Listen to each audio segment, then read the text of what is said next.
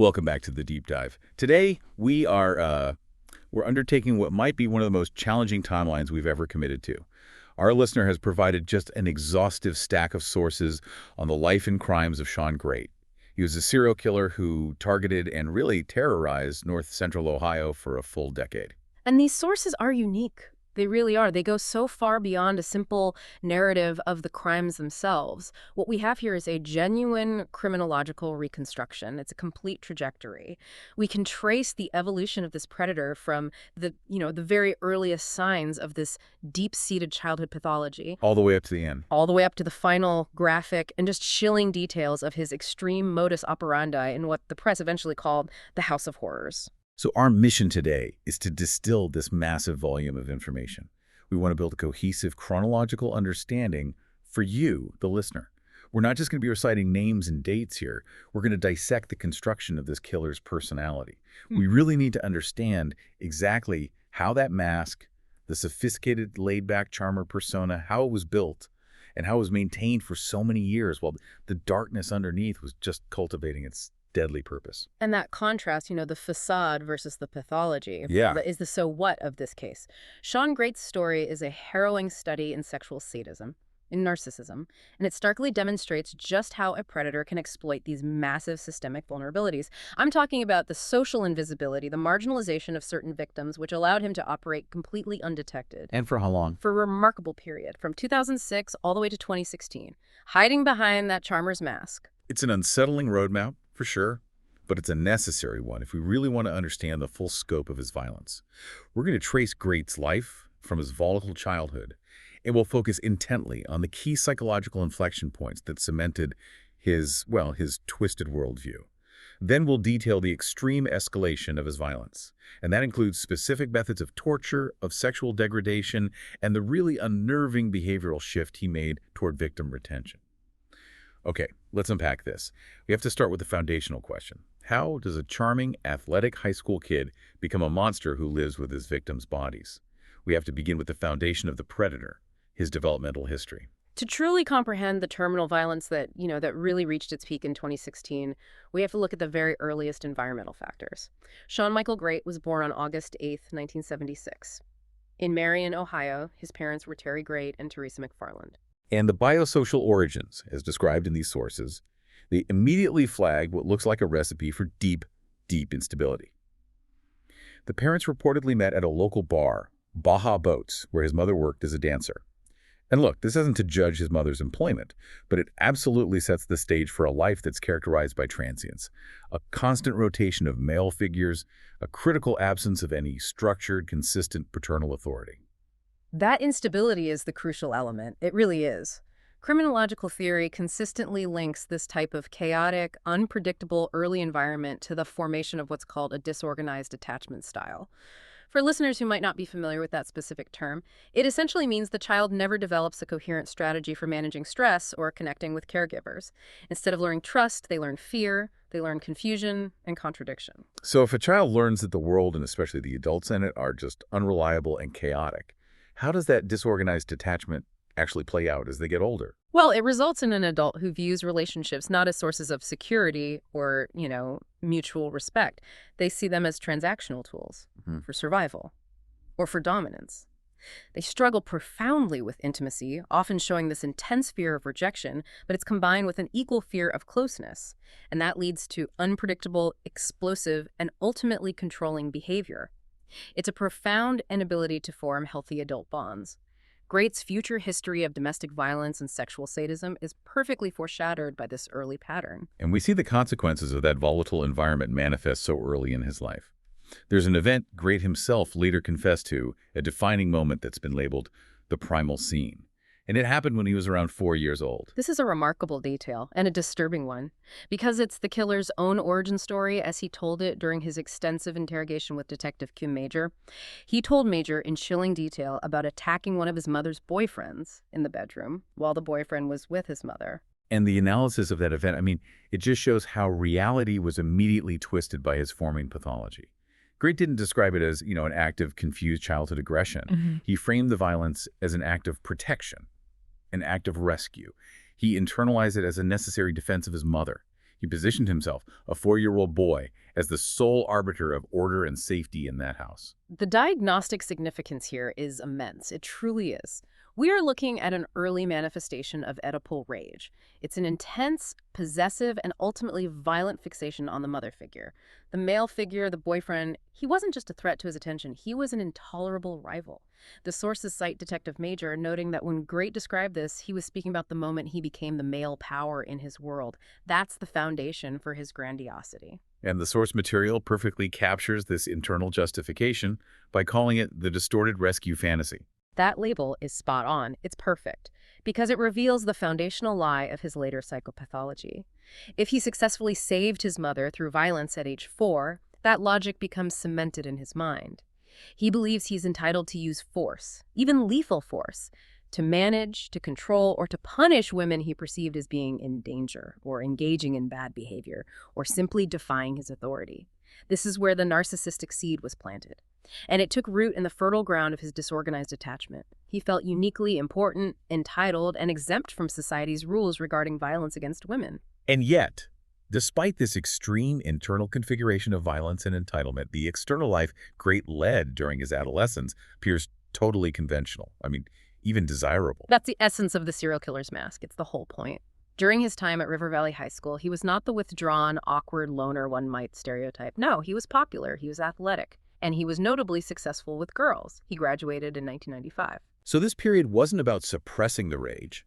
It was about learning to compartmentalize it and learning how to use charm as a weapon. Exactly. This highlights the crucial bifurcation of his personality. Externally, he developed and maintained this charismatic, friendly mask, the ladies' man, who could easily disarm others. Internally, however, that deep-seated resentment, that sense of entitlement, and the learned justification for violence were actively cultivating. He learned that social camouflage, being likable, flirting, being helpful, was the best tool for access and for disarming both potential victims and any authorities who might suspect him. But maintaining a perfect mask requires structure. It requires conformity, and eventually the pressure of real adulthood caused that facade to crack. Where do the sources first show the collapse of that social conformity? It happens almost immediately upon leaving high school. In October of 1996, at age 20, he committed felony burglary in Marion County. He stole jewelry and money. And the sources stress this wasn't a crime of simple need. This was a crime of entitlement. He saw something he wanted, and he felt completely justified in taking it by force. It's a minor extension of the entitlement he felt regarding his mother's safety. And this landed him his first significant period of incarceration. Right. From 1997 until roughly 2001, right? That was due to his initial 4-year sentence and then a subsequent probation violation. Right. And this time in prison, it served as a finishing school for his antisocial personality. The sources suggest that the prison environment powerfully reinforces dominance hierarchies. It validates the antisocial worldview that power, force, and manipulation are the primary currencies of interaction. He wasn't rehabilitated. His already hardened, narcissistic attitudes were just cemented. It prepared him for the spree he would commence shortly after his release. He came out of prison equipped with a stronger sense of power and an even deeper cynicism towards societal roles. When Grate was released around 2001, he didn't really integrate back into the world. Instead, he adopted this new, highly effective, and deeply deceptive identity, the drifter artisan persona. This persona was absolutely pivotal to his ability to operate. He had major functional limitations. He lacked a driver's license. He didn't own a reliable vehicle. He was transient. He relied entirely on bicycles or walking, often depending on girlfriends or, acquaintances for shelter and transport. But he turned those weaknesses into assets. How did he sell the drifter artisan? His hustle was making these personalized wood signs out of reclaimed pallets. He would carve or paint biblical verses, sentimental aphorisms, family names onto these rustic items. And this was, for him, a masterstroke of predatory camouflage. For several reasons. First, the wood signs positioned him as harmless, a gentle, working-class craftsman. Second, and maybe most strategically, the biblical verses specifically disarmed the conservative, religious Midwest communities he was operating within. He was signaling shared values, immediately lowering suspicion. It created an immediate sympathetic and trusting entry point. So instead of seeing a violent ex-con, people saw a vulnerable man trying to make an honest living with his hands. Precisely. His vulnerability, the lack of a car, relying on handouts, it was calculated to elicit sympathy. It often triggered the maternal instinct in women he targeted. He appeared non-threatening, wounded, and in need of assistance. And this allowed him to gain access to homes and private lives far more easily than a man who appeared successful or aggressive. It took 5 years for this highly effective camouflage to fail in a lethal way. Which brings us to his first confirmed homicide, a crime that remained a devastating cold case for over a decade, the murder of Dana Nicole Lowry in May 2006.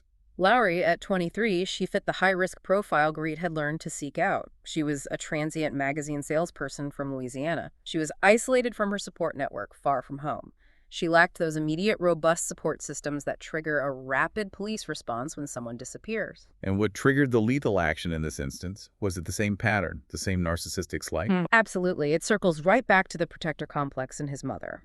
Lowry had sold a magazine subscription to Grate's mother, Teresa, and when the subscription reportedly failed or wasn't delivered, Grate perceived this administrative error or, this potential scam as a personal financial insult, a betrayal that targeted his family. So we're seeing the trigger response mechanism in its full warped glory. A minor financial slight leads to this disproportionate lethal retribution. And in his mind, it's a necessary punishment for the perceived transgression. He felt entitled to be judge, jury, and executioner. To his fractured ego, Lowry had wronged his mother, and therefore he was justified in taking her life. He lured her and murdered her. And he employed strangulation, his signature method, which is intrinsically tied to the need for ultimate, intimate control. He literally held her life in his hands. The aftermath of the crime is what truly underscores the systemic vulnerabilities that we're talking about here. He dumped her body on Victory Road in Marion County, and although her skeletal remains were found in March 2007, she lacked any identification. She was officially labeled Marion County Jane Doe for 12 agonizing years. Her transient status meant there was no immediate missing person report linked to the remains and the investigative resources. They just weren't there to piece together her fragmented life.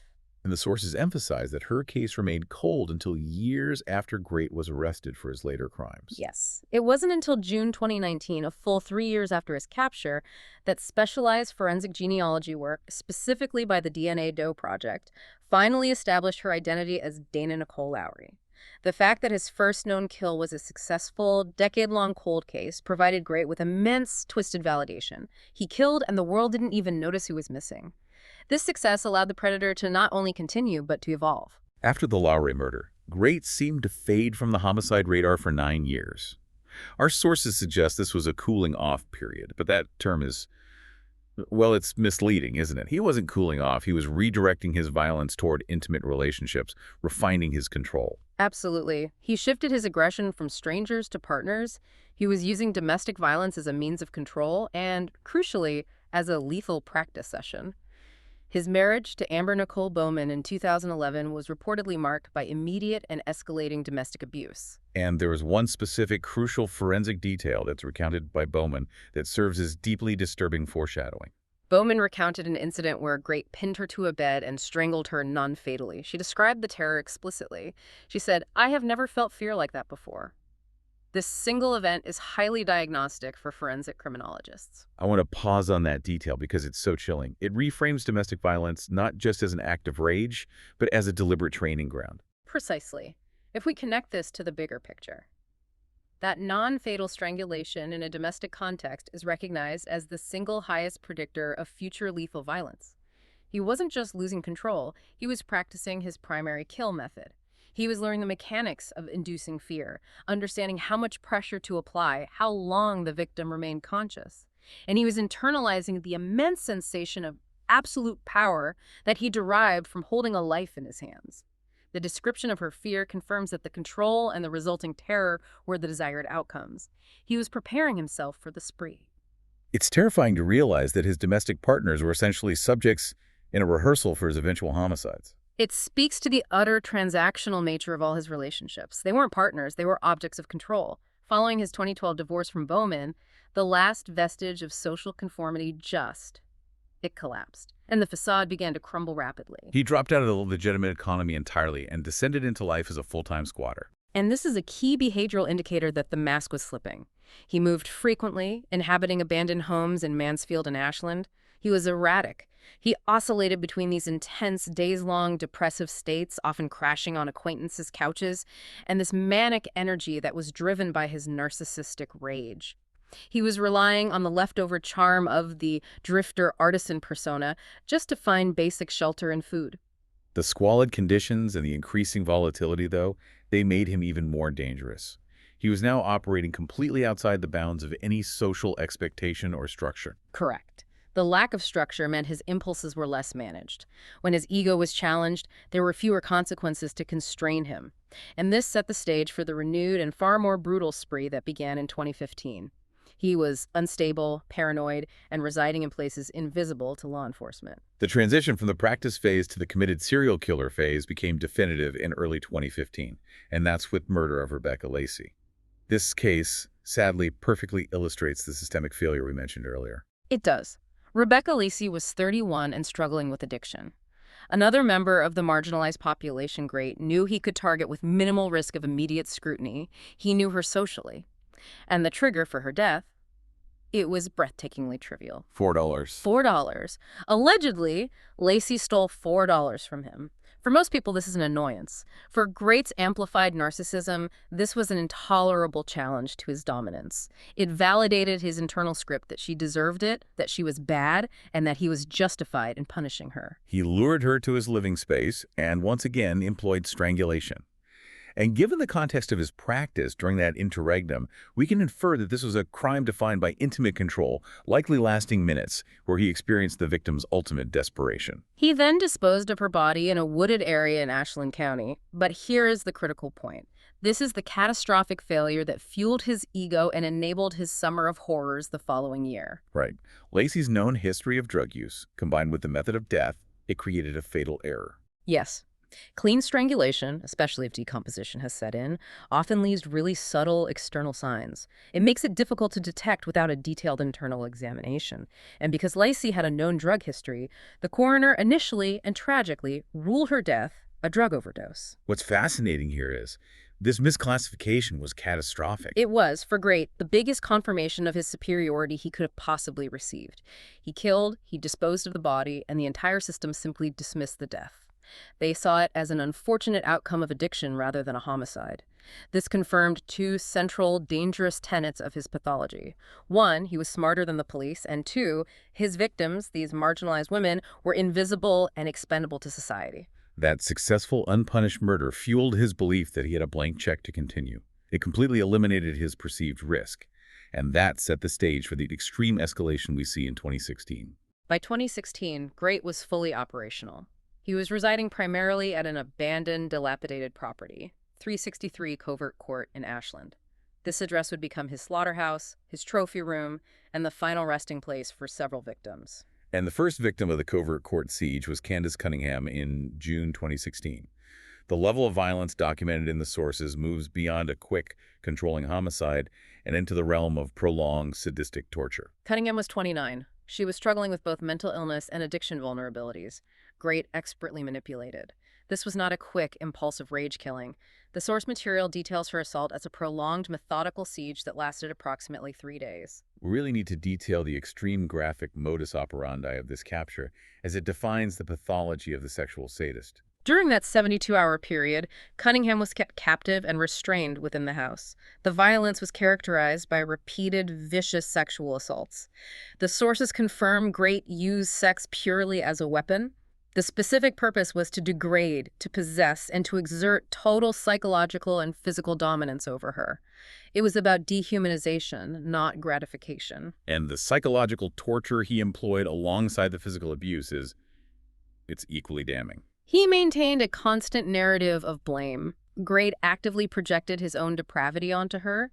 He claimed she had lustful thoughts or was simply irritating him, which provided him with this perverse moral justification for the suffering he was inflicting. That oscillation between violent acts and this twisted justification is classic sadism. He needed to believe the victim deserved the punishment. When the 3-day siege ended, he strangled her to death.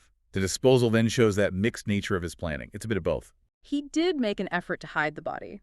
He took significant steps to transport her remains to a burned-down house in neighboring Richland County, concealing her behind the structure.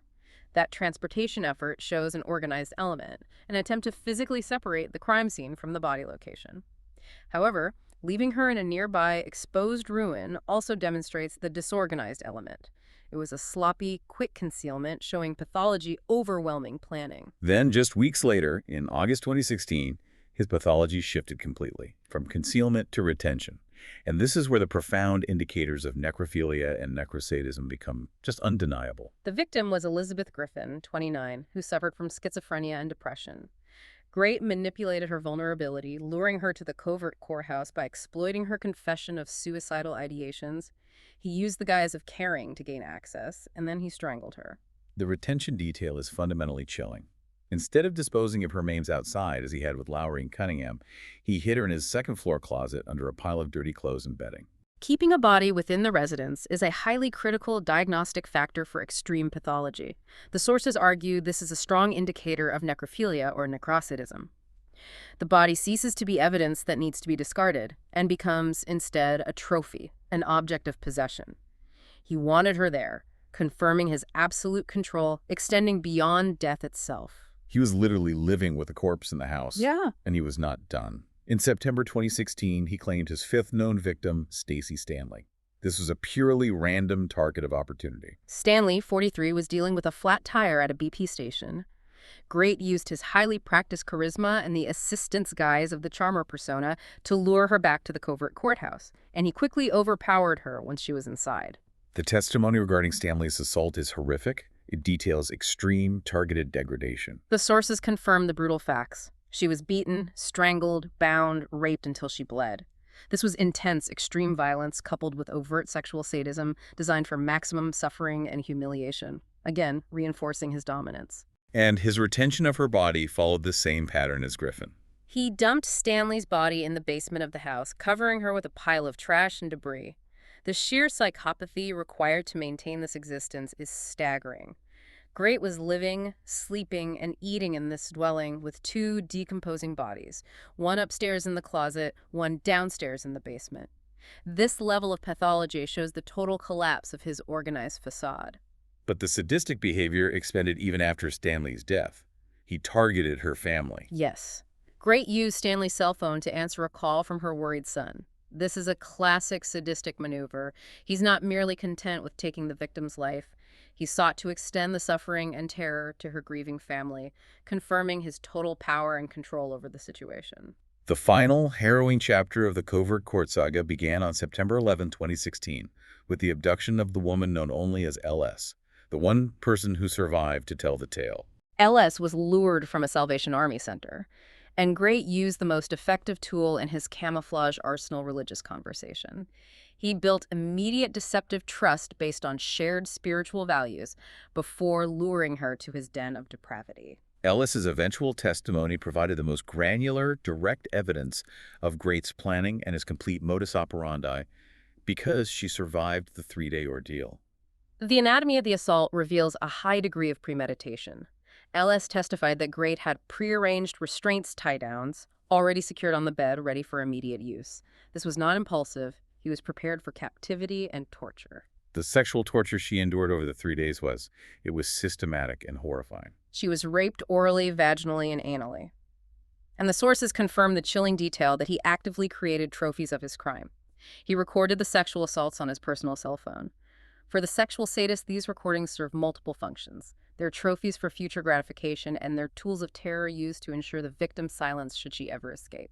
But there is one deeply bizarre, graphic detail that speaks volumes about his narcissistic need for absolute ownership and control. Yes. In what can only be described as a grotesque act of psychological branding, Grate shaved a heart shape into the victim's pubic hair. This is extreme ownership.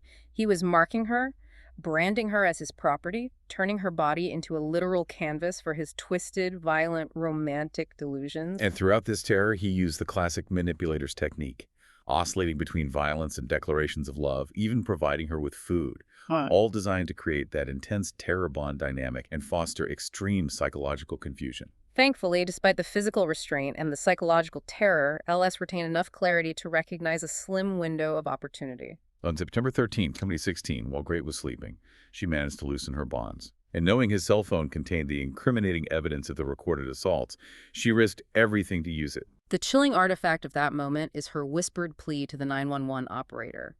It's a call that captures the ultimate vulnerability and bravery. She whispered, "I've been abducted. He's sleeping. He's right here." The emergency dispatcher, recognizing the extreme danger, immediately dispatched police. The police stormed 363 Covert Court. They rescued LS, arrested Grate on the spot, and immediately discovered the physical evidence: the bodies of Elizabeth Griffin in the closet and Stacey Stanley in the basement. The mask was finally, violently, and irrevocably ripped away. And the final piece of the puzzle was securing the full confession, which was handled masterfully by Detective Kim Major. She understood Grate's deep-seated narcissistic pathology. Major didn't use aggression or confrontation. That would have caused Grate to shut down. Instead, she employed an instrumental strategy called ego feeding. This technique recognized that Grate needed to feel superior, important, and even noble. Major referred to him as a stand-up guy and appealed to his good side, that original, distorted protector self. She suggested that this part of him wanted to help the families find closure. And crucially, Major indulged Grate's attempt to psychologically distance himself from the brutality. Yes.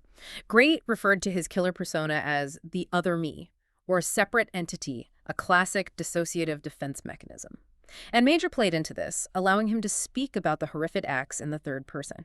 This effectively lowered his psychological defenses. He could confess to the graphic, specific details of his crimes, and most importantly, provide the locations of the cold case victims, Dana Lowry and Candace Cunningham. He could do all that without Grate's fragile ego having to take full responsibility for the evil committed by the other me.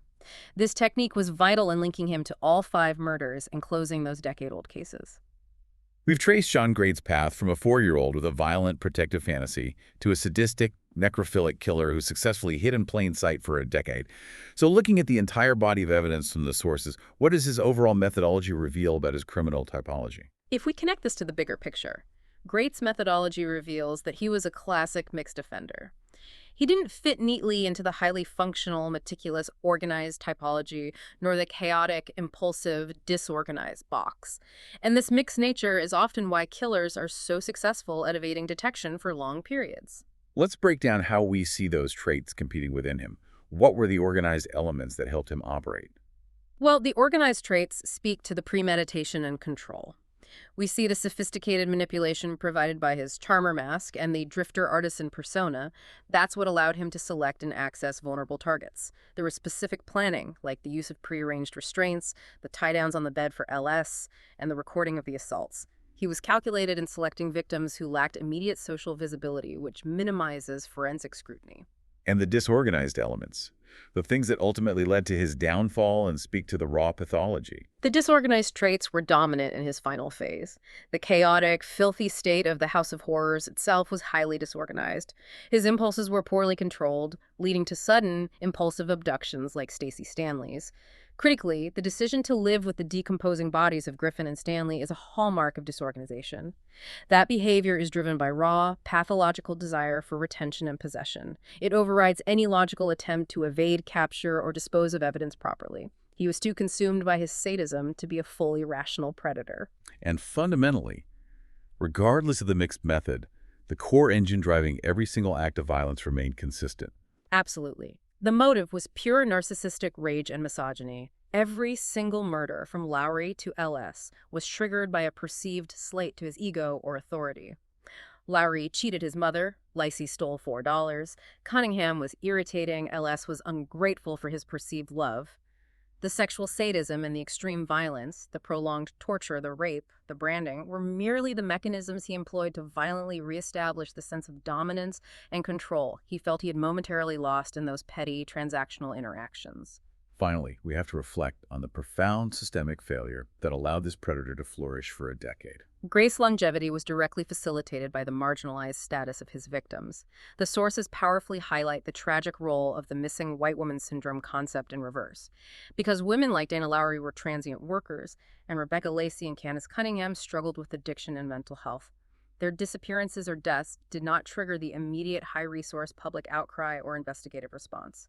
And the misclassification of Rebecca Lacey's death as a drug overdose. That was the pivotal moment where the system essentially gave him permission to continue. It was. That error confirmed his twisted belief that society had already deemed these women invisible, and therefore he could operate with impunity. It's a stark reminder that the vulnerability of the victim population is one of the most effective forms of protection a serial killer can possess. Shawn Grate was convicted in 2018 for multiple counts of aggravated murder, kidnapping, and rape, and was subsequently sentenced to death. He is currently awaiting execution at the Ross Correctional Institution. It's a harrowing timeline, moving from the deceptive, laid-back charmer to the sadistic predator housed in that squalid, covert court squat. This raises an important question. The Grate case highlights the absolutely profound importance of specialized forensic analysis, particularly the work of groups like the DNA Doe Project, in retrospectively closing these cold cases and retrieving the identities of victims who were marginalized in life. It compels all of us to consider how deeply intertwined societal invisibility is with a predator's ability to operate undetected, even in highly populated areas. For you, the listener, the takeaway must be to reflect on where vulnerability and invisibility intersect in your own communities, and how crucial awareness is in making sure that no disappearance, no matter the circumstances of the victim, is ever dismissed.